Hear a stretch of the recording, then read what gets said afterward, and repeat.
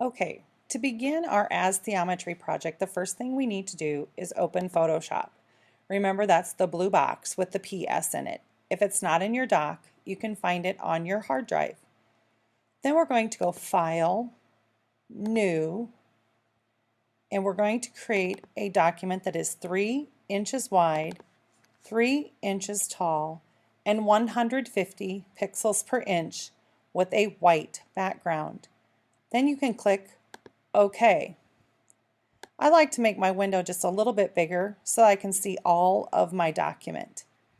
Also, you need to make sure that your rulers are visible because that's going to help us in lining things up when we begin to draw.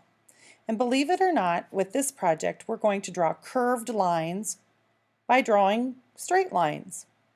I think you'll see what I mean in a minute.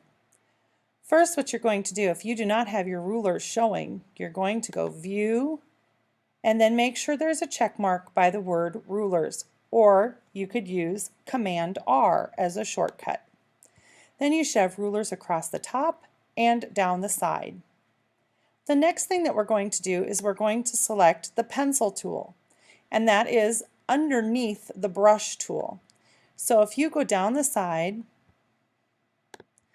it's about 1, 2, 3, 4, 5, 6, 7, 8 tools from the top, and it says brush tool. We actually don't want the brush, we want the pencil. So we need to click and hold, move our cursor over, and highlight the pencil tool and let go. Now we have the pencil tool.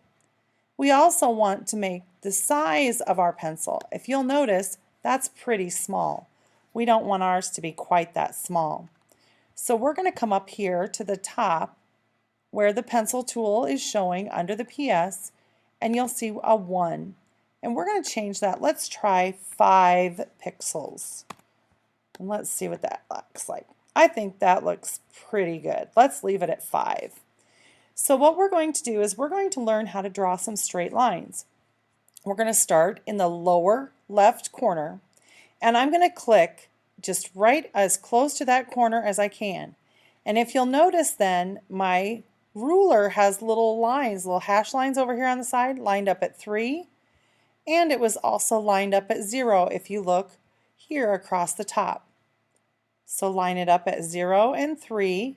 You're going to click and let go, and then you're going to move up and you're going to count over 1, 2, 3, 4 little marks, and that's 1/4 of an inch. And we're going to come right to the edge of our paper this time. So that's going to be at the 0 mark. I'm going to hold down my Shift key and click again, and it drew a nice straight line for me. Now I want to continue on with this. I'm going to click right where I was before. I'm going to move over to the edge of this paper on the right side. I'm going to measure down. If you'll notice over here, I'm going down 4 little marks, which is 1/4 of an inch. And I'm going to hold down my Shift key, and I'm going to click again, and it drew a nice straight line. We're going to keep going around and doing this until we get completely to the middle. So if you'll follow along, I'm going to click at 3 across the top and 1/4 across the side, right where I left off. Click. Then I'm going to move down, and I'm going to move over 4 marks back from the 3 at the top, which is 2 3/4 inches. I'm going to line that up right at the edge of the bottom of the paper, or the 3 mark. Hold down my Shift key, and I'm going to hit click. Now the next one gets a little tricky because we're no longer going to be going to the outside of the paper. I want you to think of this as a pinball machine. When you're playing a pinball machine and you hit the flappers, it bounces the ball, and the ball can hit another object within the game, or it can hit the wall, or it can hit a rubber band, but it does not ever go through a wall. And we want to think of this line as being a wall. So I want you to think of this little black dot, or this line that you're drawing. When it's chasing over here, it can't go through that wall. It has to stop on that wall and bounce. So what I'm going to do next is I'm going to click right where I left off. I'm going to come over to the left side. I'm going to come up from the 3. 1, 2, 3, 4 little marks. And I'm going to click right on my line, holding my shift key, and click. And now we're going to just keep going. So I'll let you watch. I'm going to click again. Where I was last time, count over 4 more little marks. Go right on the line, hold down the shift key, click. Click again, go to the next area. I'm going to come down 4 little marks from where I was before, right on that line, hold down the shift key, click. And then I'm just going to keep doing that until I get to the middle.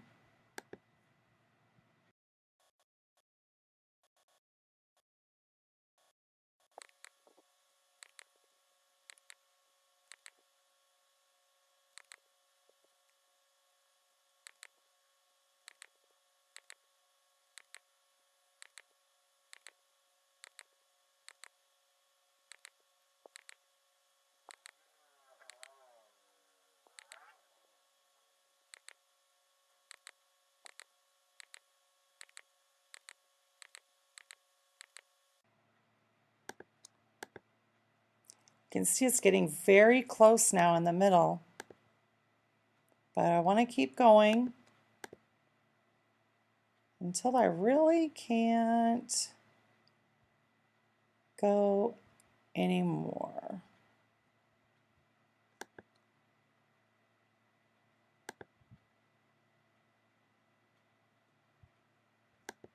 And that looks pretty good. Now we're finished with this part of the project. Go ahead and go File, Save As, call it your first name and last name. You need to first save it as a Photoshop document so it has PSD at the end.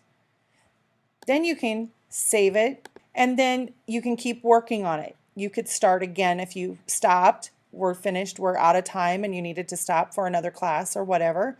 Then you could open it again, the PSD document, continue working, save it as that PSD when you're finished, and then do the file, save as, and make sure you change the format from Photoshop to JPEG.